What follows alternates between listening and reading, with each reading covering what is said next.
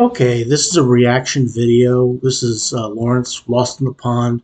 Absurd office jargon I picked up while working in America. Please click like, share, and subscribe for him, and please click like, share, and subscribe for me. Now, I've never worked in a British office or hell, an office anywhere outside of the United States, so I don't know what absurd office jargon that there is to be said, but let's find out what this is all about. Absurd office jargon I picked up while working in America. United States of America, I believe he's talking about. Offices. I worked in corporate America once, and if those people could see me now, they'd probably have fired me sooner. Probably. I mean, they saw me now, they probably fired me sooner as well. You have to be a shark in corporate America. And when I say shark, I do mean that metaphorically, because having a real shark in an office environment that can't survive out of the ocean. Yeah, we get it. We know. Would not only be weird, but it would be a safety hazard for both the humans and the shark. But the point is, in corporate America, there are certain things you have to do in order to thrive and succeed. And among those things is the use of... Yeah, look at that picture of everybody sitting there. Everybody has a smile on their face, and they're all just having a good old time. That's not what it looks like. Nobody's happy to be there. Nobody really wants to be there. And probably nobody really, the workflow, market research. Do you really think you'd sitting there with a big grin on your face while everything is going on? You'd be leaning back in your chair and just watching this person talk, and probably scribbling down some notes.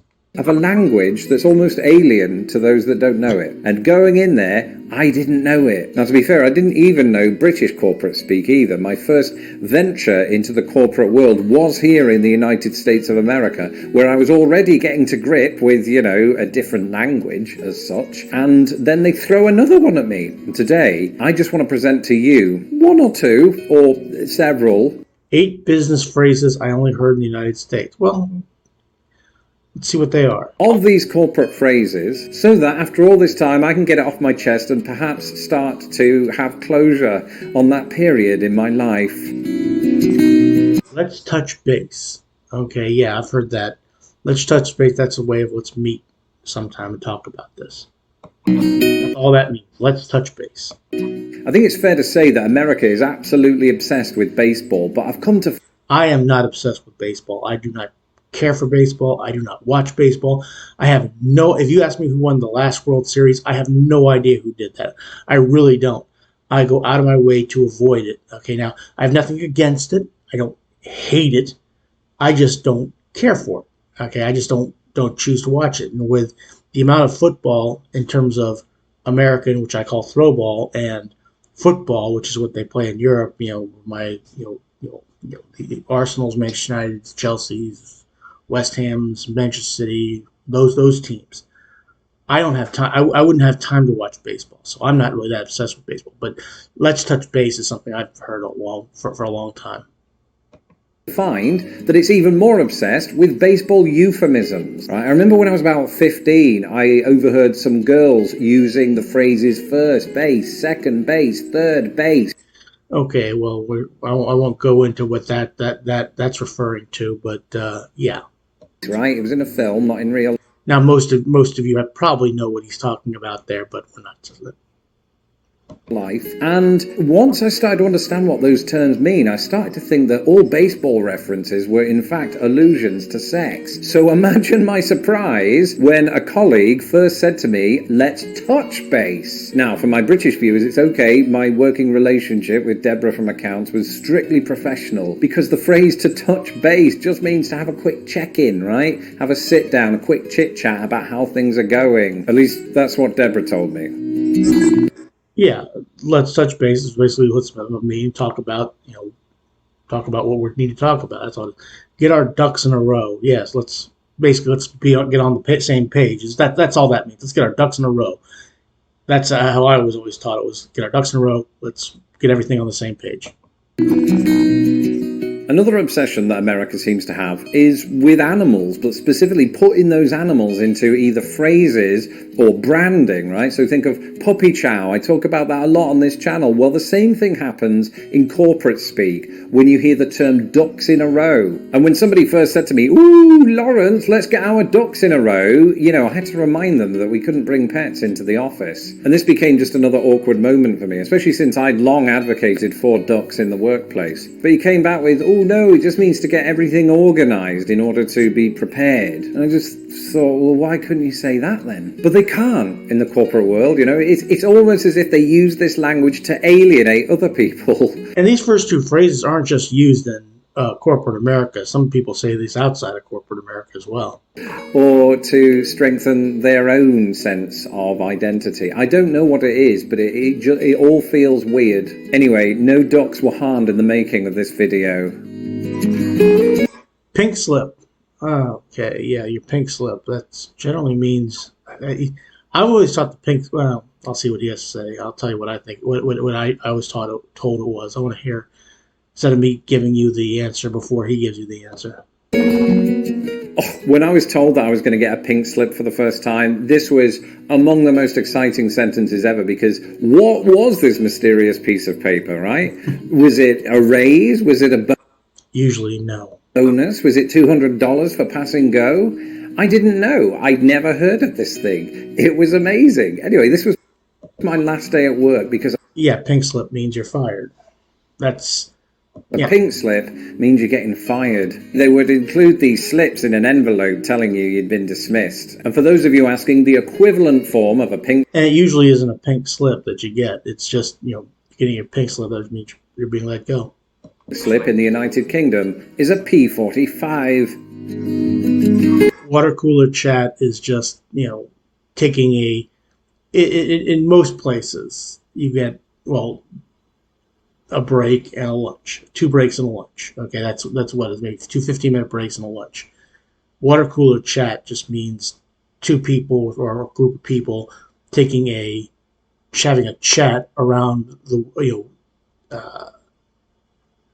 taking a unplanned break, so to speak. Is that we're going to meet at the water cooler to get a beverage, but we're going to have a conversation there. So it's like a break that you're not supposed to be taking.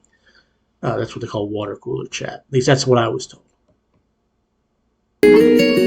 As an introvert, one of the things I found hardest about office culture was interacting with humans. Being put in situations with people that you hardly knew or wished you didn't, all the while being subjected to their non-work related banter about Giordano's pizza, baby photos, and rain. This is known as water cooler chat, and you had to keep the conversations work appropriate, right? I had to keep reminding myself, no toilet humor, no toilet humor, no toilet humor, Lawrence, even though all I was thinking about was water. In fact, the only way that I knew to get around this was to incorporate taboo British words that were all...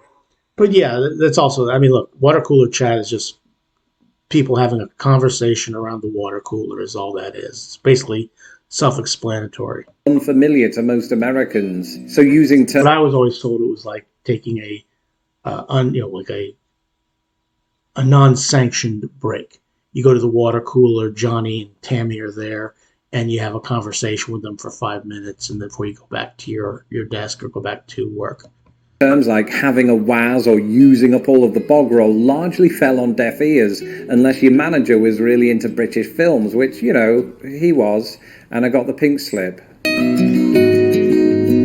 Now, an action item, I think this means you got something that needs to be taken care of immediately. I've actually never heard the term action item. I'll never forget this, right? After my first ever meeting in the corporate world, a supervisor came over and said, "Lawrence, could you type up the action items from today's meeting?" And my first action item was to Google the phrase action item. Because here I was, at 33 years of age, hear a supervisor use a phrase so matter-of-factly, it made it seem like the whole English-speaking world knew this term except for me. Well, I Googled it, just like I have right now, to discover that an action item is a discrete task that must be accomplished, usually by a single individual or a small team or group. And it just... Yeah, I've never heard it called an action item, okay? Nobody's ever used that phrase with me. It was just say, hey, I got something that we need to, you come with me. We need this done. That's but I've never heard the term action item to describe it. Just seems like it is quicker to say task. So, Yeah, that's exactly what it's called. I got a task for you. I mean, that's what I've always heard it called, but I've never heard it called an action item. I'm still on the phone. I don't know why I'm doing that. Okay, a deep dive just means we're going to go into the topic or whatever we're talking about. We're going to go into that topic in greater detail. Anyone who's ever worked in an office environment will tell you that some phrases never leave you. Some phrases even find their way onto your channel from time to time. Down the road, I do intend to do what Americans call a deeper dive into this. You see, nobody really ever recovers from corporate America. You just learn to cope with time and hot baths. So what does deep dive mean? Well, they're not being literal, which, is a good thing because sharks. A deep dive... Yeah, deep dive is not we're going to go down to the dock and jump into the water and do a very, very deep dive. Okay, that's not what it means. According to Google, is an in-depth examination or analysis of a topic. And I have to say, when I worked in an American office, I didn't do too many deep dives. You learn the shortcuts. Control F is your friend. That is true. Control F is your friend. Okay, another thing that's your friend is Control C and Control V as well. Those are also your friends. Getting down in the weeds. I've actually never heard getting down in the weeds. This is another new one that I've never heard. It's amazing how much of the phrasing in American offices is centered around the great outdoors. You half expect your lunch break to turn into a staff picnic, and nobody suggests that to management because they will run with it. But in the American office, not to be confused with the American office, famously inspired by the British and some would say superior office. Which I agree with. The British office was a lot free. I used to work at a Best Buy, and when people would ask for the DVD of the Office, I always say the funny one or the unfunny one, because the funny one was the British Office, the unfunny one was the American one. And keep in mind, the American one was actually pretty funny, but the British one was much superior to the American one. A person in a meeting might well say, let's not get down in the weeds. And it's particularly impressive if they happen to say this on April the 20th. But the question I had is, why are they saying it in the first place? What does it mean? Well, let's just say you've got somebody else on the call who's a bit nitpicky, a little bit of a naysayer about the finer details of what's being spoken about. If you tell that person we don't want to get down into the weeds, it's a euphemistic way of saying, shut up! Which, again, that's something I've never heard before, but okay, I'm learning something new right now. I've never heard anybody say, let's not get down in the weeds. For 50% of my day, I wished I could have done. Because do you know how many times it occurred to me that this meeting could have been an email? Every single time, right? Anyway, oh man. Let's do the final entry before I go nuts and stare blankly at an anvil. ROI? ROI. This initialism made its way into my... Okay, now, I think it means return. I was trying to think of return on investment. I guess that's what that means. I'm taking a wild guess. I've never heard ROI being used at all, but I'm guessing that's return on investment. My inbox multiple times before I decided it was important enough to look up. Because until then, I just thought, well, if I don't understand the meaning of these three letters, I don't think it's going to harm anything. I'll wing it from here. So long as I understood all of the other bits, I'd be fine. Eventually, I did look it up, and it stands for return on investment. Okay, I was right. I mean, I really had never heard the term ROI. I've heard the term return on investment, but I've never heard ROI before. And not Republic of Ireland. And ironically, it was probably at around that moment that I realised I wasn't getting a return on the investment that I was putting into my career. See what I did with that? So I quit the corporate world and became a YouTube sensation. Yeah, there you go. And those aren't my words, Robert from marketing. Actually, they are. It's called branding. You should try it sometime. It's okay, it's not real.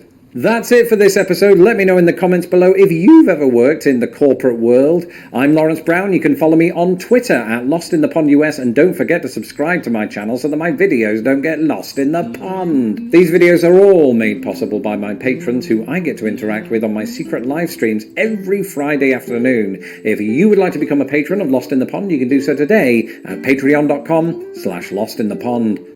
Okay.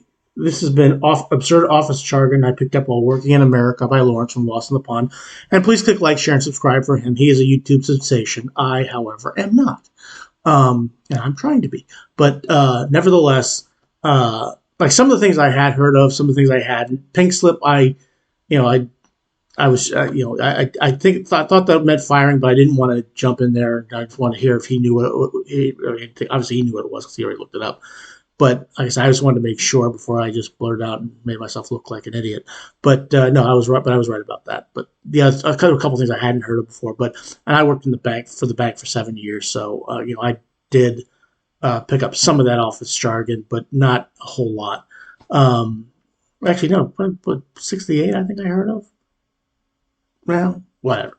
Yeah, absurd office jargon I picked up at work in America. That's from Lawrence Lost in the Pond. Thanks for watching. Please click like, share, and subscribe for me, and please click like, share, and subscribe for him. And have a good rest of your day. Thanks for watching.